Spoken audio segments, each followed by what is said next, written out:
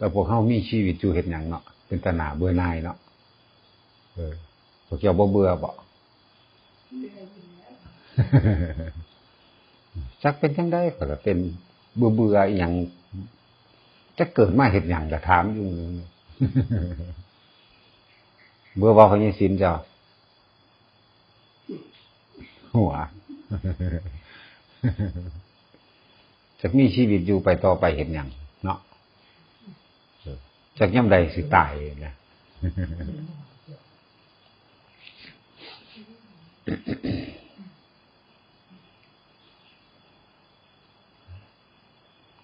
มันเป็นเบื่อมันเป็นนายมันเป็น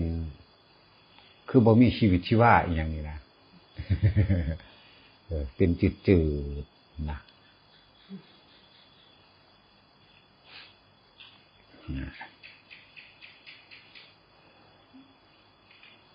จักยามใดสิตายเจ็บอยู่เด้เจ็บอยู่เด้เจ็บบาดมันเจ็บมันก็เจ็บแห้งๆเด้มันสิดันขึ้นมาจักมันเป็นแม่มันหยังฮะ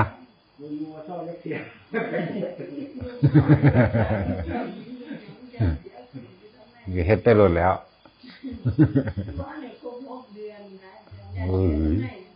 มันก็สิ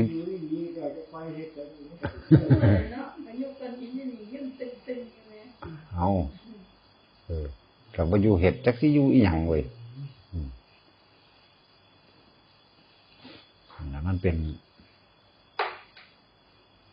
นปัญหาเบื่ออยู่แต่ว่าเฮ็ดจักสิเฮ็ดอีหยังสินอนอยู่ซื่อๆก็นอนบ่เป็นเหลวเนาะ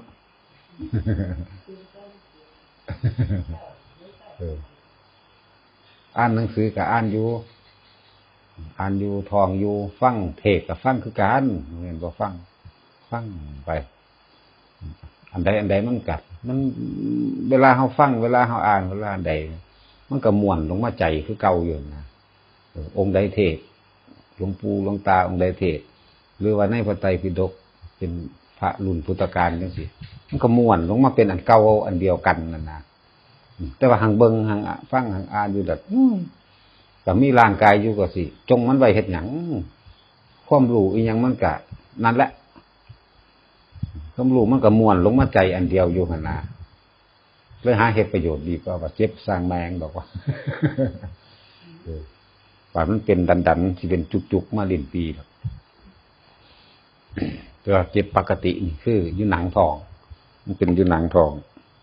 มันบ่แม่นอยู่ทางในมันบ่แม่นอยู่ทางในใส่ในพุงเลยมันเป็นหนังท้อง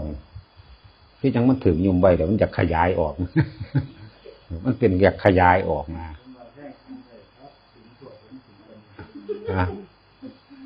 ว่ามันค่อยสิตกลงซั่นบ่ฮึ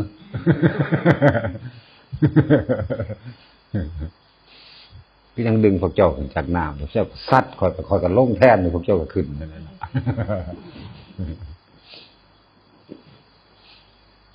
จักสิเฮ็ดจังใดเว้ยก็มันนานเศร้าบ่เศร้าก็สร้างมันดอกเฮ็ดไปเลยโลดเฮ็ดคือบ่เก็บเฮ็ดคือบ่เก็บแต่เจ็บอยู่เท่าซุมื้อแต่ว่าเฮ็ดคือบ่เก็บเอาถ้าไปอ้อยสำอ้อยคืออีบูดนี่โอ้สำอ้อยอ้อเซาะแม่นว่าล่ะคือสิตายนี่อิหยังก็เลยคนเป็นหวัดผู้ใดเป็นหวัดเขาก็ว่าอันนี้โดนแหละแต่ยังว่ามันยาตกค้างก็เลยก็เป็นเบิดอย่าไปตรวจเด้อใครก็เลยเป็นโลดเขาเฮ็ดแผงแบบว่าเฮ็ดแผงตรวจเองก็สร้างเป็นโลด2 ขีดหรือ3 ขีดแล้วถ้าไปสิซื้อถือเดี๋ยวว่าก็สิระบายยาผู้ว่าเป็นหยังก็สร้างมันว่าโลดผู้มีเรื่องกันอยู่ทางในครับแย่งกันอยู่ทางในก็ต้องระบายออกให้เบิด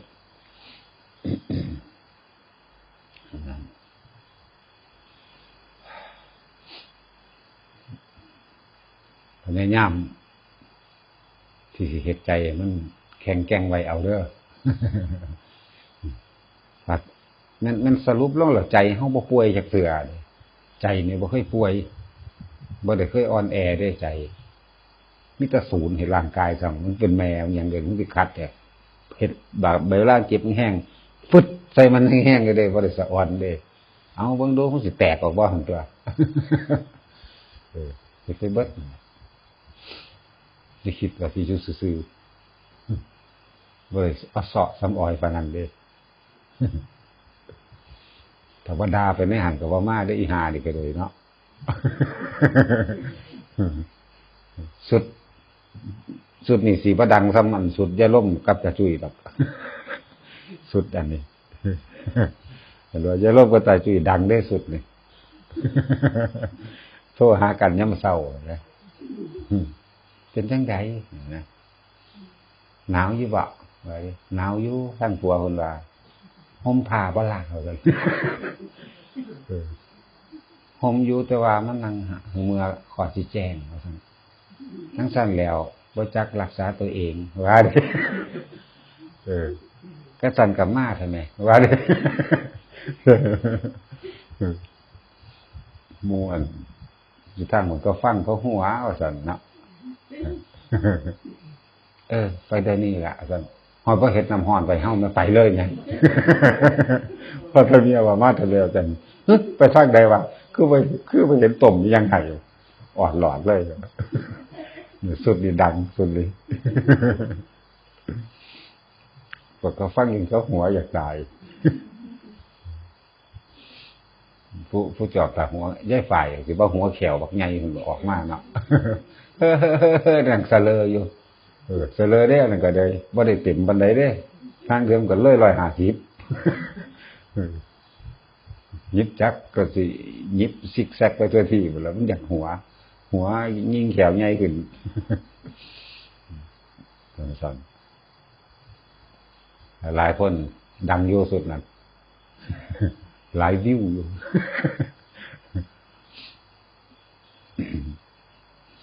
มันมีแต่ซีเรียสหลายเนาะขันรายการเนี่ยเว้ยเนาะตาจุ้ยก็จักเป็นยังเด้ถ้าเอาไปไกลเป็นสงหลงเสงเหลงไปต่ำพุ่นต่ำพี่บอกอันนึงก็เฮ็ดอันนึงเด้ห้องใส่เอาได้ย่างไปบอกให้เอานึงแบกเอาหญ้าก็เข้าก้อนแล้วเสร็จก็เซิงๆบ่หลดคือเป็นหูบ่มีนี่หลดห้องวากวีกใส่ขึ้นจังปุ๊บขึ้นมาได้จักเป็นเท่าใด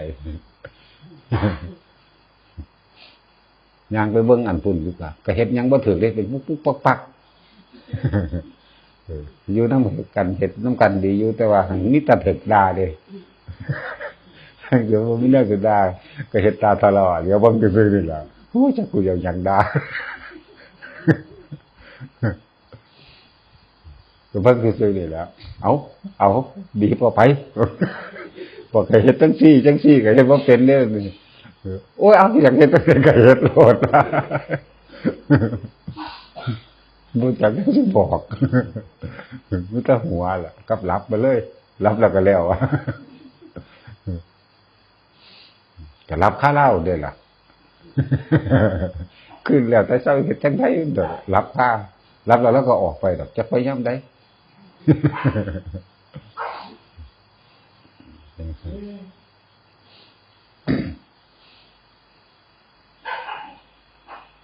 แล้วไปไล่มาแล้ว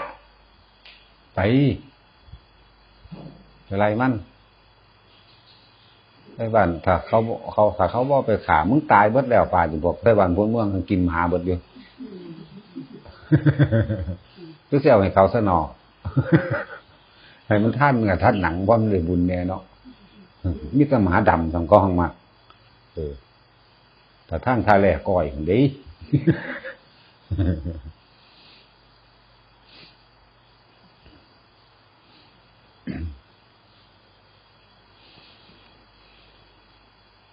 พยายาม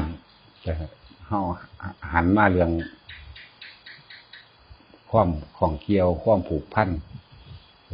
หลายๆอย่างที่พวกเฮาบ่ทันได้เข้าถึงเข้าใจ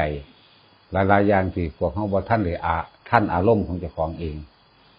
อารมณ์ความผูกพันอารมณ์ความห่วงใยหลายๆอย่างที่เฮาบ่ อย่างเช่นว่าความผูกพันเรื่องของกรรมความอาลัยเรื่องของกรรมเนี่ยมันมีกรรมต่อกันอันหนึ่งความเป็นห่วงแล้วก็ควา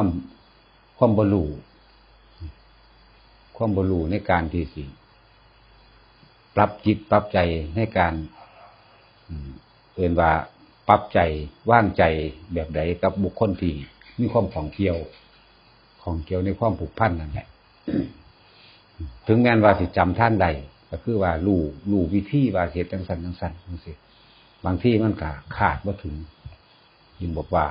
เพราะว่าเฮาบ่รู้ความของเกี่ยวเรื่องของกรรมเรื่องของกรรม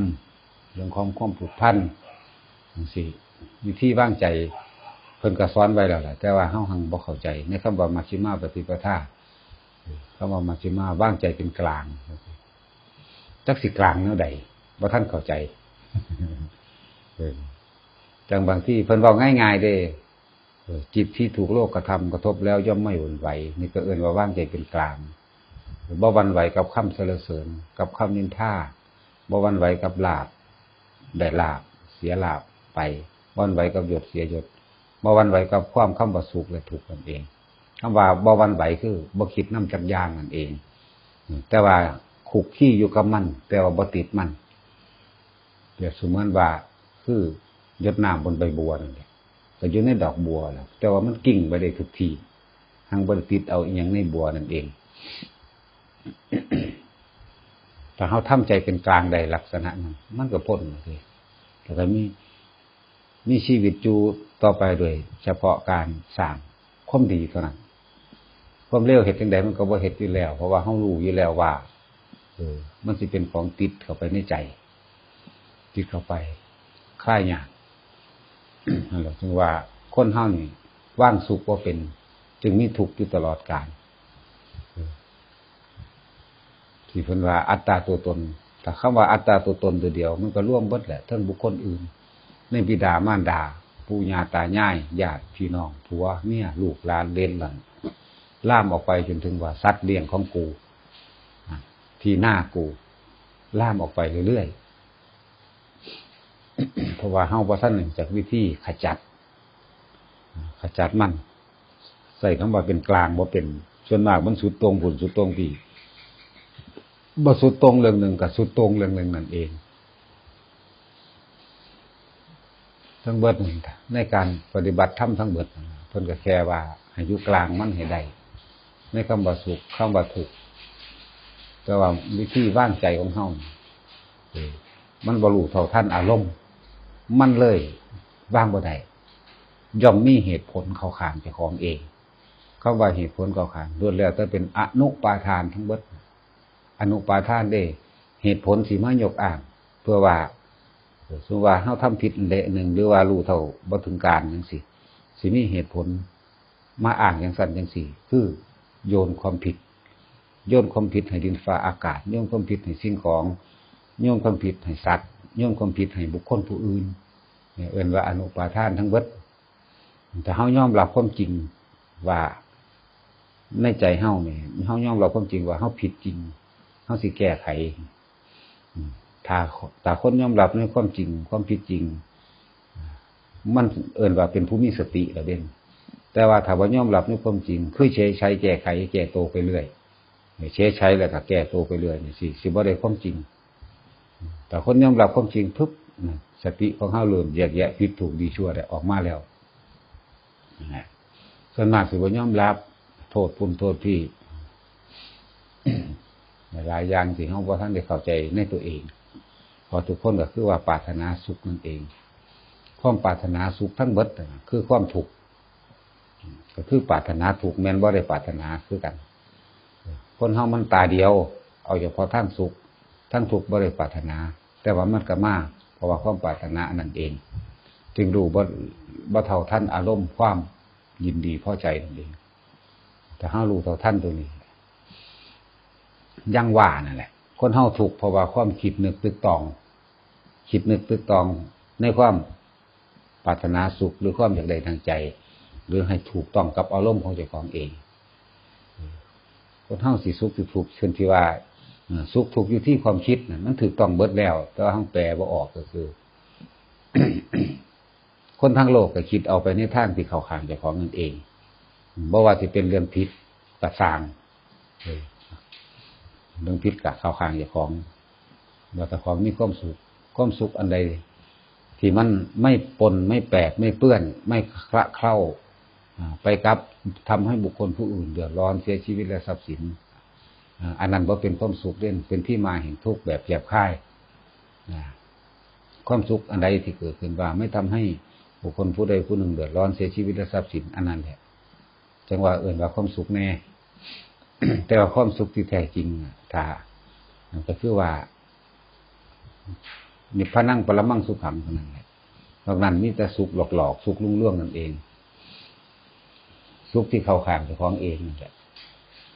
ถึงแม้ว่าสิบ่ทำลายให้บุคคลผู้ใดเสียชีวิตและทรัพย์สินก็ตามแต่ว่าเป็นความสุขที่ยึดมั่นถือมั่นเข้ามาอันนี้เนียนมากๆเลยกูก็บ่ได้รักของไผบ่ได้ตีบ่ได้ฆ่าบ่โหดขี้ข่มเหงและแย่งชิงบ่ได้ทำลายผู้ใดในสิ่งที่ได้มาแล้วก็ปลื้มใจแต่ว่านั่นเป็นความสุขที่ว่าโดยวัตถุว่าได้สิ่งใดสิ่งหนึ่งเข้ามาในวัตถุคือหาเงินซื้อทองได้โดยตัวเองแล้วก็ไปยึดมั่นถือมั่นกับทองจังซี่นะแล้วก็มีความเย่อหยิ่งในตัวเองว่ามันเป็นความปลื้มใจก็ดีอย่างหนึ่งแต่ว่ามันเป็นความแนบเนียนอย่างหนึ่งของอวิชชานั่นคือความบ่รู้ความผูกพันทั้งหลายนั่นเองในชีวิตนี้ที่เหลืออยู่นั่นของพวกเฮานั่นน่ะพยายามขวนขวายทำดีเพียรและอดทนมีเท่านี้แหละทั้งความเพียรทั้งอดทนเพราะศรัทธาเขามีมาแล้วถ้าจะเว้าให้เต็มก็คือว่านั่นแหละ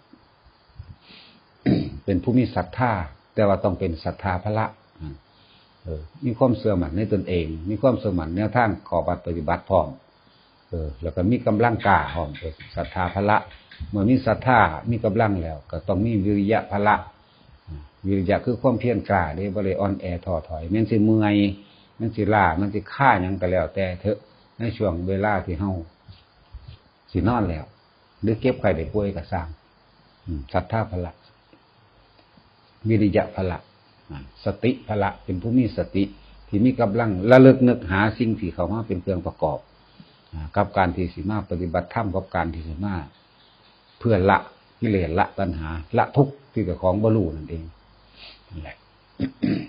จนถึงว่าปัญญาพละแต่ละคนอย่าอ่อนแออย่าท้อแท้อย่าถอยมันในความเจ็บไข้ได้ป่วย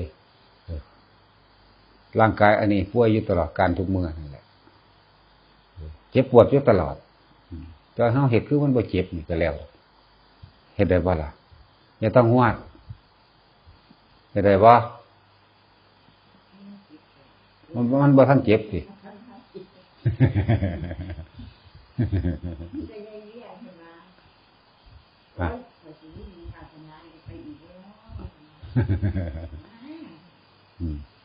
เฮ็ดอยู่บ้านก็ได้ดอกถ้าเฮาเข้าใจแล้วเฮ็ดอยู่บ้านถ้าทุกคนตัดความกังวลออกได้มีวิธีของเจ้าของเองมันบ่ยากหรอกโอ้ยอยากไล่จังซี่เสียงมันก็อยู่แต่มันเองถ้าเขาบ่มาทุบตีเฮานั่นล่ะถ้าเขาบ่มากอกใส่หูเฮาคักๆหรือบ่ด่าเบียดเบียนให้เฮาหนีออกจากมันความจริงก็คือว่าเขาเปิดเพลงเขาก็เปิดอยู่แต่เขาเนาะเขาเว้ากันเขาก็เว้าอยู่แต่เขากินเหล้าเคาะขวดเคาะแก้วเขาก็กินอยู่แต่เขาเฮาต่างหากที่ไปนำเขามานึกตึกตองเอาเองเฮาก็เลยเป็นทุกข์กับสิ่งที่ตัวเองนึกดึงมันเข้ามาเองตาจังสิก็จะไปหาเบิ่งแนวอื่นตัวงุ่มงั่วอยู่แต่ในธรรมะนั่นเบิ่งพระองค์นั้นองค์นี้เทศก็ได้จับจ้องพระพุทธรูปก็ได้ไปทั้งสั่นอ่านหนังสือก็ได้นะมีตั้งหลายวิธีที่ทางออกตาหูจมูกลิ้นกายใจนั่นแหละเป็นผู้ไปดึงมันเข้ามามันก็เลยว่าอยากไล่รำคาญบ่ได้อารมณ์ยังก็ว่าไปแท้ที่จริงแล้วคือการบรรลุเท่าท่านความยึดมั่นถือมั่นแม้แต่การปฏิบัติทั้งหลายที่เฮาเข้าไปติ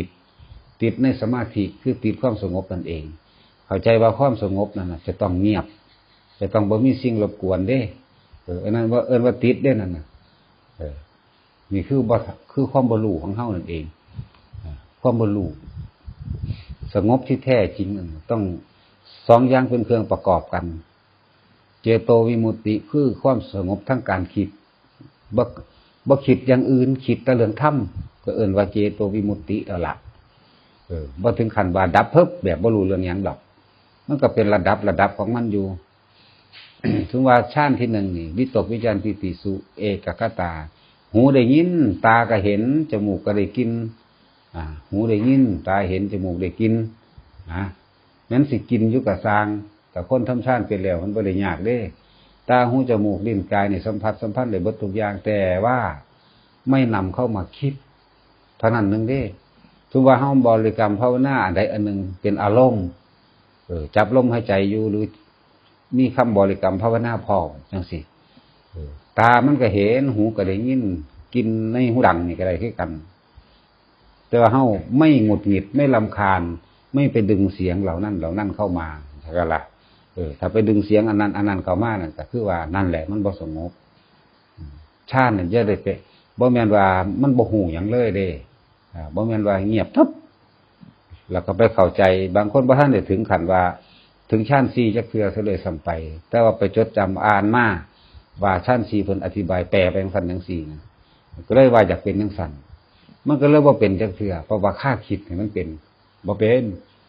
มันเผลอไปเอาเองดับแต่มันสิเป็นนั่นน่ะจักมันลอยไปทำอย่างไดว่าง่ายจักมันลอยไปยามใดความสงบก็คือว่าแค่เฮามีสติรู้อยู่ว่าเฮาหายใจเข้าออกผู้มีคำบริกรรมก็มีหายใจเข้าพุทหายใจออกโธก็คล้ายคำบริกรรมคือกันพุทโธคือกันนั่นแหละก็รู้อยู่ในนี่หูก็หูยินเสียงรถเสียงนกเสียงไก่ห้องไก่ขันหูยินคือกันทางบ่ได้ไปดึงเข้ามาก็คือเว้าได้จังซี่แหละบัดนั้นบ่ก็เว้าได้แต่ว่าในขณะนั้นน่ะก็คือว่าบ่ไปดึงเข้ามาว่าไก่มันมีจักโตมันอยู่ไกลอยู่ไกลบ่ได้ไปดึงเข้ามาบ่ได้คิดน้ำมันนกจังซี่มันก็ห้องเว้วๆอยู่ตะเช้าแล้วเลิกอย่างว่าตอนเช้ามาก็มาห้องอยู่ไกลๆเฮาก็บ่ได้ดึงเข้ามาได้ล่ะเฮาเพ่งอยู่ในตัวหนังสือว่านี่มันสิอยู่ในตัวเฮาอ่านนั่นแหละอยู่ในเฮาอ่านนั่นแหละนี่ก็เป็นสมาธิแล้วเป็นฌานแล้วเพ่งอยู่ในหั่นจักเสียงนกเสียงนั่นเสียงนี่ยุ่งก็ตอมก็ไล่เอาแต่ว่าบ่ได้รำคาญหงุดหงิดเพราะว่าเฮาบ่ได้คิดแต่เฮาคิดนี่คือมันออกจากฌานแล้วบ่ได้เพ่งในอารมณ์เดียวแล้วอาการปิติมีตลอดอาการปิตินี่ยังน้อยๆอยู่จังซี่ตลอดนั่นแหละท่านก็ฌานแล้วอย่าไปเข้าใจว่ามันต้องเงียบบ่ฮู้จักหยังฌานทุกองค์ฮู้จักเบิดมีความรู้สึกตัวทั่วพร้อมเบิดเลยฮอดอรูปฌานฮอดเนวสัญญาณสัญญายตนะพุ่นแต่อันนี้เฮาบ่ไปหาฮอดมันดอกเฮาบ่ทันได้เข้าใจนี่เปรียบเทียบซื่อๆอรูปฌานอันสูงสุดอรูปฌาน4เอาอันหนึ่งกับอันสองนี่ก็พอได้แล้วล่ะเนาะมีความรู้สึกว่ามีจุดอุณโลมนึบอยู่นี่เอาละใครสิวางได้ก็สร้างตอนนั้นจิตใจของเฮาย่อมรู้ของเฮาเองว่าเฮาบ่คิดฟุ้งซ่านเพ้อเจ้อเรื่องใดก็ตามมันมีเอิ้นว่าตัดความอะไรตัดความสงสัยตัดความกังวลเรื่องนั้นเรื่องนี้บ่ไปดึงเสียงนั้นเข้ามาบ่ไปดึงกลิ่นนี่เข้ามาหลายคนเขาชานว่าเงียบมันบ่แม่นเด้มันรู้เบิดนั่นแหละหูก็ได้ยินธรรมดานี่ยิ่งชัดเจนแล้วหังได้ยิ่งหลายกว่านั้นอีกได้ยินแม้กระทั่งเสียงอันเป็นทิพย์บาดนี้หังหลายกินอันเป็นทิพย์นี่ล่ะเพิ่นเอิ้นจมูกทิพย์ถ้ามันทิพย์แล้วมันทิพย์ไปเบิดนั่นแหละก็คือกายร่างกายเฮาล่ะตาหูจมูกลิ้นกายเฮาสัมผัสสัมพันธ์อีหยังใดถ้ามันไปเจอของทิพย์มันก็สัมผัสสัมพันธ์ทิพย์ได้เบิดทุกอย่างในทิพย์นั่นแหละในตาทิพย์เห็นดวงจิตเห็นวิญญาณเห็นเทวดาเห็นลูกขะเทวดาเห็นภูมิเทวดาเห็นผีเห็นเปรตหยังก็แล้วแต่ตาหูจมูกลิ้นกายใจคือเฮาเห็นกันเดี๋ยวนี้ถ้าทิพย์ก็ทิพย์ทั้งเบิดนั่นแหละเฮาบ่ได้ปรุงมันได้ล่ะถ้าปรุงมันก็แล่นแล้วตัดสินก็เป็นบ้าประสาทเข้าไปเลยล่ะว่าล่ะตัดสินคำว่าอสุรกายแปลว่าผู้ไม่มีรูปร่าง อันน่าดูรูปร่างหน้าตาน่าเกลียดเป็นผู้มีรูปร่างบ่เป็นตาเบิงแต่ว่านั่นคือเขาก็เป็นของเขาจังสั้นเขาก็เป็นเพราะว่าหยังเป็นเพราะว่าจิตใจอิจฉาริษยาบุยบายหน้ายักคิ้วเลี้ยวตาเนาะเป็นจังสั้นเด้มันเลยได้ออกมาหน้าตาแบบนั้นเลยเอิ้นว่าอสุรกายเป็นผู้มีกายอันน่าเกลียดเปรตมื้อนี้รูปมันก็รูปอสุรกายนั่นล่ะเปรตก็เลยมันบ่เป็นตาเบิงบางตนบางโตก็จ้อยผอมท้องป่องๆปากแหลมยาวเป็นแขนพุ่นบางพวกก็บ่มีปากบางพวกก็กิ้นๆน้อยๆแหลมๆยาวๆออกไปแล้วเป็นคือปากหมูนี่ก็มีเบิดซุแนวแหละแต่ว่าเฮาบ่ไปปรุงเขามาว่ามันสิมากัดเฮาดอกเขาก็อยู่ตะเขาก็โอดโอยอยู่ตะเขาแต่ว่าถ้ามันทิพย์แล้วมันทิพย์เบิดนั่นแหละแต่ว่าเฮาบ่ได้สนใจเรื่องว่าอยากฮู้อยากเห็นหยังจักอย่างเด้ล่ะมันนั่งเป็นเอาเองดอก คืออันนี้เว้าไปตามตั้งแต่กี้อยู่พุ่นก็สักลากอยู่พุ่นแล้วเฮามาพี่ก็มานํอยู่พี่ก็สักลากอยู่พี่แต่อยู่พุ่นอันอยู่หลังครัวมันก็ดีเต็มไปบ้านอยู่พี่ก็เต็มไปเวลาเฮาพิจารณาธรรมจังสิปุ๊บเขาสิห่มเขาเว้ยจักว่ามันเป็นบุญมันเป็นบุญมันเย็นห่มเขาคือเฮาผลิตอาหารนี่เด้บางประเภทคือเฮาผลิตอาหารนี่เด้ห่มเขามาใกล้ๆมาบ่ายแขนมาลูบขาว่าดีอยู่ตาจุ้ยว่าเห็นแต่ตาจุ้ยเห็นจังสิแม่นหยังแล้ววันลึงเนาะเรื่องตื่นนี่ตื่นอยู่ดิข้อยก็ยังตื่นบ่แม่นข้อยบ่ตื่นเด้ข้อยก็ตื่นคือกันข้อยหังบ่ห้องเวิกวักข้อยก็ยุ่ยซื่อๆนั่นน่ะเงอะขึ้นมาซื่อๆนี่นะธรรมดามันจะสิเร็วเด้อเพราะยังศีลก็สิไปบักใหญ่คือกันแหล้วเพราะว่าตาจุ้ยแล้วจักไผเป็นไผแล้วตาจุ้ยนี่บ่ค่อยย่านซ้ำตาศีลก็ถ้าไปเห็นอันเดียวกันสิแม่นหยังคือกันนั่นแหละเวลาเฮาภาวนาจังซี่มันเป็นบุญมันเป็นบุญเฮานึกถึงภาพพระจังซี่มันก็เห็นแต่ว่ามันสู่ผู้ใหญ่เขาบ่ได้ดอกเขามีอำนาจกว่าเขามาไกลกว่ายิ่งเวลาเฮา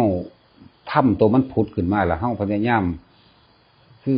ถ้าทำผุดขึ้นมาเองทุกเฮาพิจารณาในธรรมรู้ว่างนี่อุ้ยหลายต้องห่วงพวกนี้เป็นดวง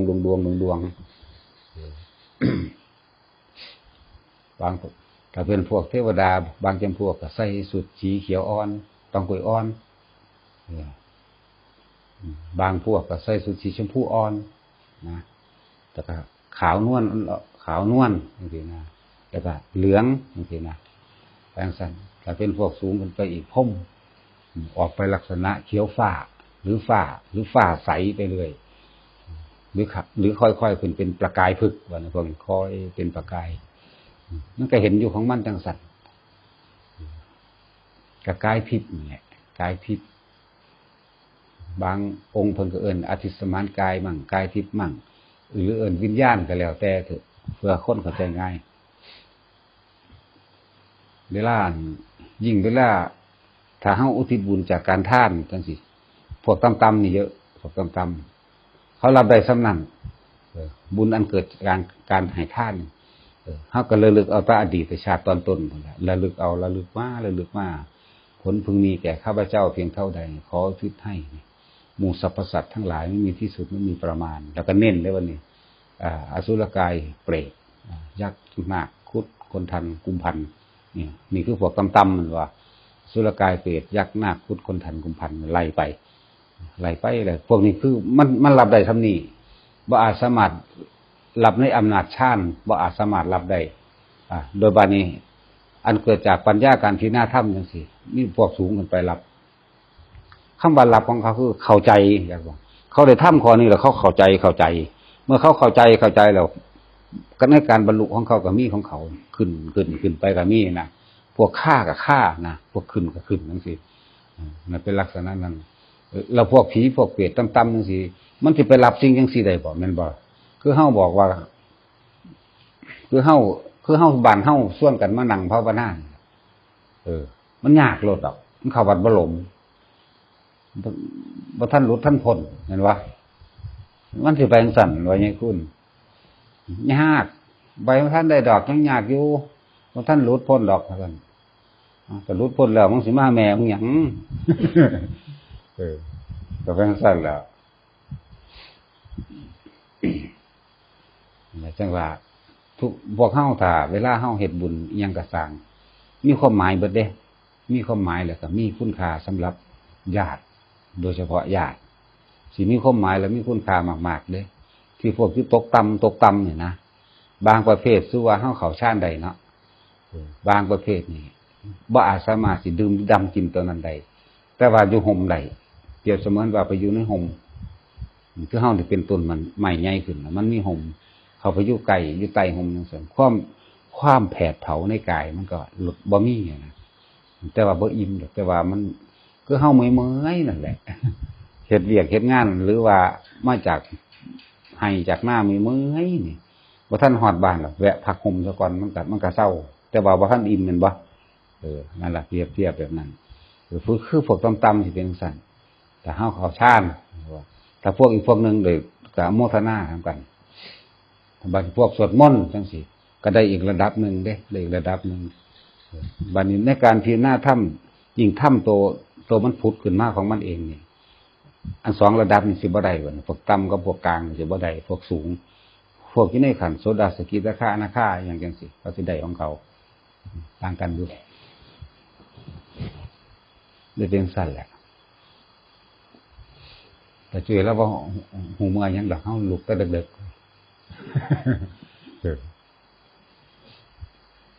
ลุกขึ้นมากก็เฮ็ดหยังค่อยก็นั่งคิดเล่นๆมันค่อยก็ยายจุ้ยทางเสียก็ถ้าตอนเฮาระลึกนึกถึงท่านปุ๊บนี่ว่าขึ้นชื่อว่าคำว่าอดอยากแค้นในเรื่องของอาหารนี่อย่าให้มีในสรรพสัตว์ใดๆทั้งสิ้นเด้อถึงว่ามันสิมีอยู่ก็สร้างแต่ว่าด้วยความเฮาอยากให้บ่เฮาบ่อยากเห็นเฮาบ่อยากให้มันเป็นบ่อยากให้ผู้ใดมีความทุกข์ยากลำบากในเรื่องการอยู่การกินเลยจังซี่นะอธิษฐานตัวนี้ซ้ำลงไปจังว่าหลายๆอย่างที่ถ้าเฮาเฮ็ดเรื่อยๆมันสิมีขึ้นมาเอาเองเฮาสิรู้ในที่เฮาเฮ็ดนั่นแหละรู้เรื่องลึกลับหยังก็ตาม บ่แม่นว่าบุญอันเกิดจากวิปัสสนาสิไปอุทิศให้พวกต่ำๆได้เด้เขาเอาบ่ได้เด้บ่เลยเข้าใจบ่รู้เรื่องคือเฮาส่วนเขามาส่วนคนชาวบ้านธรรมดาที่เฮาส่วนอยู่นี่แหละหมายว่าล่ะมาภาวนาเป็นหยังจังซี่เขารับบ่ได้แม่นว่าล่ะยิ่งเฮาไปเว้าเรื่องภาวนาเห็นนั่นเห็นนี่ยิ่งเป็นเรื่องบ้าของเขาไปเลยนั่นจังซั่นล่ะนี่คืออย่าเข้าใจว่ารับได้แต่ว่าเวลาเฮาเฮ็ดบุญหยังก็สร้างให้อุทิศคือเก่ามันสิเป็นความเคยชินในการสละของเฮาเองสละความยึดมั่นถือมั่นของเฮาเองนั่นแหละเป็นวิธีของเพิ่นให้ค่อยปล่อยค่อยๆว่างไปเรื่อยอย่างเงี้ยเพิ่นสอนเริ่มให้สละมาแต่เรื่องทานแล้วเริ่มให้สละมาเรื่องศีลนี่ขั้น2สละเรื่องภาวนาเรื่องภาวนานี่ทั้งทานทั้งศีลอยู่นำกันเบิดแล้วก็มาร่วมอยู่ตรงว่าทำให้เกิดขึ้นเห็นยังเกิดเอาสติและปัญญานั่นแหละเกิดถึงเอิ้นว่ามันร่วมอยู่ในนี่3อันนี้ทานศีลกับภาวนาย่นย่อลงมา ย่นย่อลงมาแต่สิเว้าเรื่องทานอันเป็นของสูงสุดที่บ่จำเป็นต้องมีคำอธิษฐานใดๆทั้งสิ้นคือเคยเว้าอยู่ดอก2เทื่อ3เทื่ออยู่ตะกี้อยู่เพิ่นก็เว้านานแล้วล่ะว่าฟังแล้วมันคือเฮารับอันใดตะกี้เนาะทานอันใดเฮ็ดให้เป็นพระอนาคามีใดเคยเว้าอยู่ ท่านนี่เป็นเครื่องประดับจิตท่านนี่เป็นสิ่งดีท่านนี่เป็นเรื่องการสื่อสารที่ดีที่สุดของมนุษย์และสัตว์ทั้งหลายสมณะชีพราหมณ์ทั้งหลายแล้วนี่เป็นผู้บำเพ็ญเพียร เป็นผู้มีศีลเป็นผู้รักษาโลกเป็นผู้มีประโยชน์ต่อโลกเป็นผู้เพียรกระทำเพื่อที่นำแสงสว่างคือปัญญาของธรรมทั้งหลายของพระศาสดาออกเพื่อว่าให้บุคคลทั้งหลายได้รู้ได้ธรรมได้เห็นธรรมเป็นผู้มีเมตตาเป็นผู้มีกรุณามุตตาและอุเบกขาสมณะชีพามทั้งหลายเหล่านี้บ่อาจสามารถหุงหาอาหารกินได้ฉะนั้นเราควรให้ท่านกับบุคคลเช่นนี้ซึ่งเป็นบุคคลผู้มีคุณค่าของโลกเราจึงให้ทานอย่างนี้ให้ซ้ำนี้แล้วไปเข้าใจว่าล่ะบ่ต้องอธิษฐานหยังเลยเด้นี่เข้าใจว่าบ่อธิษฐานหยังเลยถ้าผู้ใดเฮ็ดกับสิ่งเหล่านี้จนชินเป็นนิสัยไปแล้วปุ๊บตายจากมนุษย์นี่ปุ๊บก็ขึ้นไปสู่สวรรค์สันพรหมกายิกาว่าท่านเป็นสันอยู่ในระหว่างสวรรค์สันที่6กับพรหมอยู่ในระหว่างนี้เนี่ยว่าท่านนับหนึ่งได้นี่อยากว่าท่านนับหนึ่งว่าพรหมปริสัชชาเป็นพรหมโลกชั้นที่1มันบอกพรหมปริสัชชาพรหมปโรหิตามหาพรหมปริตาภาอาภัสสราอัปมานาภานี่ไล่ขึ้นไปจนถึง16สันนั่นบอกก็นี่ว่าท่านได้เป็นสันอยู่ในระหว่างกลางของปรนิมมิตวาสวัตตีกับปริสัชชาเป็นว่าพรหมยิกาเนี่ยบุคคลผู้นี้เมื่อหมดอายุนี่คือเบิดอายุจากพรหมกายิกาตัวนี้เบิดอายุเขาขึ้นไปเกิดอยู่ที่สุทธาวาสเลยนั่นแหละสุทธาวาสได้กระสร้างมันตัวบ่มาอีกแล้วแล้วก็เป็นผู้ไม่กลับมาอีกแล้วนี่คือบ่กลับมาเกิดในโลกนี้อีกแล้วได้พรหมสันนันหรือบางที่มันก็เอิ้นว่าอุปหัจจะปรินิพพายีได้อรหันต์อยู่ในระหว่างท่ามกลางที่จะหมดอายุของพรหมสันนันนั่นสิพวกนี้เฮาบ่เข้าใจแล้วบ่ค่อยเว้าเนาะเข้าใจว่าให้ศีลอันยกมือนี่คือยกมือบ่เข้าใจกันวะบ่เข้าใจอยู่ครับบ่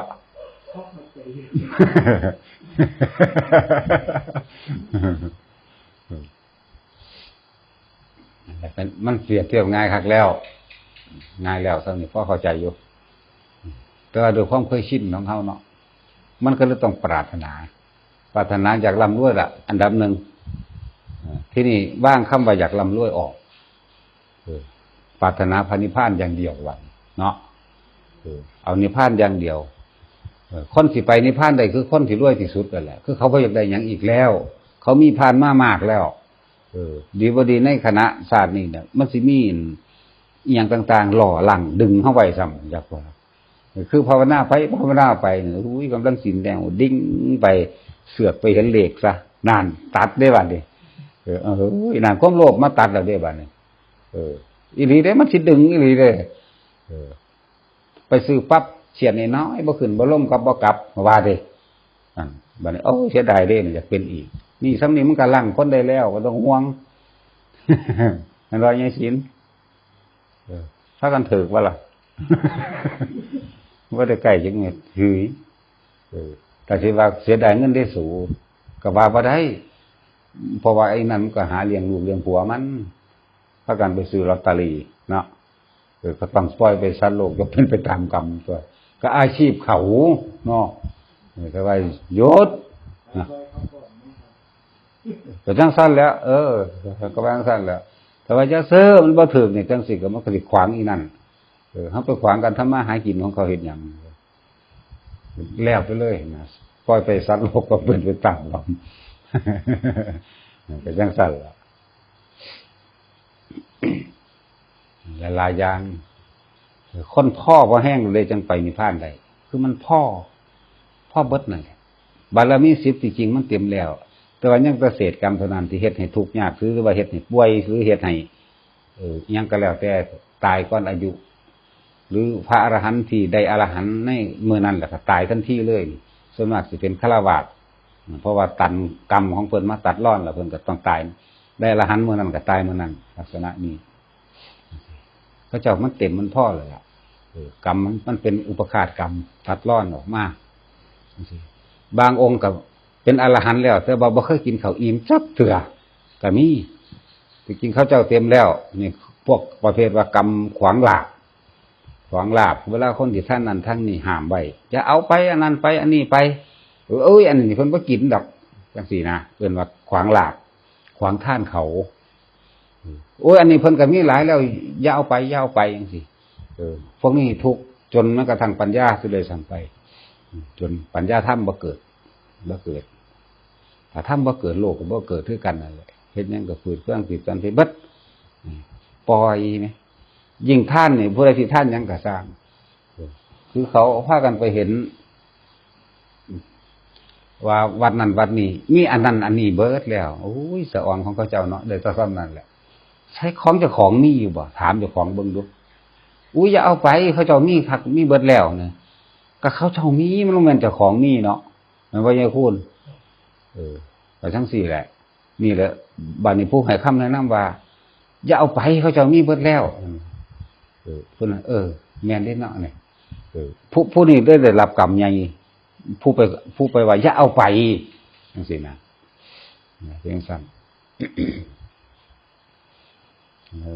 มันละเอียดละอออยู่แนวจังซี่ขวางท่านขวางธรรมขวางการรักษาศีลมีเบิดขวางความเพียรขวางขันติเลยบอกร่วมโยมใหญ่ว่าขวางธรรมซะไปขวางธรรมขวางท่านขวางศีลขวางเนกขมะขวางปัญญา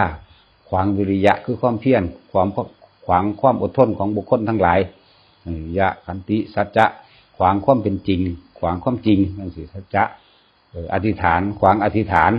ไม่ยะอธิษฐานนั่นแม้ว่าถือได้ผู้ใดพาว่าอธิษฐานพระนิพพานปัจจุบันอธิษฐานว่าจังสี่เนี่ยให้ร่ำให้รวยว่าด้วยนะเขาสิสมมติว่าเขาสิอธิษฐานว่าให้พระนิพพานปัจจุบันชาตินี้เกิดพวกได้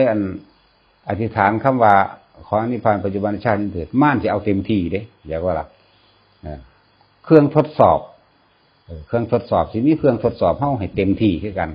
บ่ว่าสิเป็นเรื่องเจ็บไข้ได้ป่วยเรื่องตายเรื่องทุกข์เรื่องยากเรื่องค่ำคารหานินทาสิเจอนักเนี่ยก็ขวางอธิษฐานจังว่าขวางความเมตตาจนว่าถึงกันขวางอุเบกขาไปพร้อมขวางเมตตาเป็นไงแต่เฮาสิซอยเหลือสิ่งนั้นสิ่งนี้หูยมันเป็นตาสั่งก็ยังนี่สิไปซอยมันหยังนั่นขวางเมตตาเห็นบ่แต่ของก็ได้รับพื้นคือกันเด้เวลาคนสิเอานั่นเอานี่มาให้แทนที่สิได้ผลลัพธ์ก็มีผู้ขวางคือกันแม้นบ่มีผู้ขวางก็สร้างคือพระองค์ที่เพิ่นหิวโซ่นั่นแหละบ่มีผู้ขวางพระองค์ก็เลยตั้งแต่มื้อบวชมาได้กินข้าวกับน้ำอยู่ดอกมื้อละอย่างหน่อยๆมื้อละบ่พอค่ำแต่ก็บ่ตายน้ำก็ได้กินนิดหน่อยซ้ำเช็คหยดนึงจังซี่จนว่าบัดนี้เธอบ่ได้กินอาหารมามากแล้วคือหมู่ภิกษุทั้งหลายนี่เอาอาหารไปให้แบ่งไปให้อย่างดีย่างไปนำทางก็ไปสะดุดตอไม้ล้มเข่าเกียกดินเบิดแกกินบ่ได้อีกแม่บ่มีผู้ใดไปเฮ็ดเด้เนี่ยกรรมมันขวางของมันเองเป็นจังซั่นบัดมื้อสุดท้ายมื้อสิได้กินภาษาลิบุตรจับปากบาดไว้กลุ่มคนลงมากินอยู่นี่แหละป้อนเราพร้อมต้องได้กินนั่นล่ะขนาดภาษาลิบุตรไปบิณฑบาตมาให้เราให้สามเณรเน้นน่ะก็เน้นอรหันต์ทำด้วยให้เอาไปให้ก็ยังเป็นเห็นว่าเรื่องของกรรมยังไปจักน้อยนึงไปสะดุดต่อใหม่อาหารเกียกดินถิ่มบ่ได้กินไปบิณฑบาตทั้งใดก็บ่ได้นี่ตั้งแต่เมื่อบวชเลยเด้แต่ว่าก็พอตายจนว่าบรรลุธรรมแล้วก็สร้างเอาท่านให้ไปบิณฑบาตจนว่าเอาภาษาลิบุตรไปนำแต่ภาษาลิบุตรออกหน้าเขาก็ใส่ภาษาลิบุตรเบิดบ่ใส่ผู้นี้แบ่งให้ก็เฮ็ดเหี่ยตกลงดินก็จังเป็นจังได๋เด้บ่ได้กินเอ้ามื้อนี้ท่านเดินออกหน้ากันเขาก็บ่ใส่เขาก็มาใส่ทางหลังอยู่เพราะซำนี้นะโอ้ยจะเฮ็ดจังได๋น้อวะขนาดเอ้ามื้อนี้ให้เธอบ่ต้องไปบิณฑบาตเดี๋ยวผมสิไปบิณเองภาษาลิบุตรไปบิณกลับมาแบ่งอาหารให้อย่างดีแล้วบัดนี้ขนาดภาษาลิบุตรถือเองเด้ยังไปตำสะดุดต้นขวางทิ่มเบิดอีกเฮาบ่กินดอกเฮาสิเอาของเฮาให้ภาษาลิบุตรก็ซวยไปนำเพิ่นอีกว่ากูสิอดเอามื้อนี้กูบ่กินเห็นบ่ก็ถือไปเอาเองอีกไปเที่ยวที่2ก็ไปขวมอีกไงมันแปลกว่าล่ะจังซั่นแหละจังได๋หนอจังได๋กินมื้อนั้นก็คือสิเป็นมื้อสุดท้ายของสิตายเพิ่นกินอาหารอิ่มมื้อเดียวล่ะนะบ่ต้องไปบินผมสิบินเอง